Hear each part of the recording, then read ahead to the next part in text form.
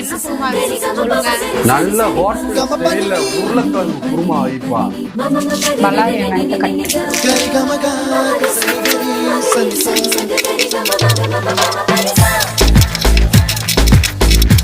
அடுத்து ஒரே ஒரு தக்காளி.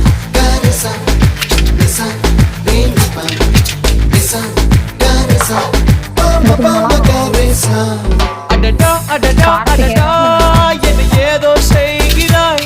அடடா அடடா அடடா என் நெஞ்சை கொய்கிறாய். கனவில் நீயும் வந்தால் என் உறக்கம் கேட்கிறாய். எதிரில் நீயும் வந்தால் என் உயிரை கேட்கிறாய்.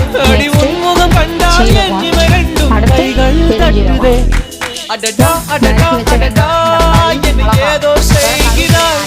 அடடா அடடா அடடா என் நெஞ்சை கொய்கிறாய். அளவு உப்பு சேர்த்துக்கோங்க. மஞ்சத்தூள் சேர்த்துக்கலாம். அடுத்து வேக வச்ச உருளைக்கிழங்கு சேர்த்துக்கலாம். நல்லா மிக்ஸ் பண்ணிக்கோங்க. தேவையான அளவு தண்ணி சேர்த்துக்கலாம்.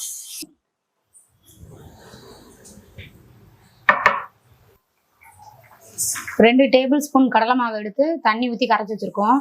இதை ஆட் பண்ணிக்கலாம். உருளைக்கிழங்கு குருமாவுக்கேவும் இந்த கடலை மாவு தான் டேஸ்டேவும். ஹோட்டல் ஸ்டைல் உருளைக்கிழங்கு குருமா.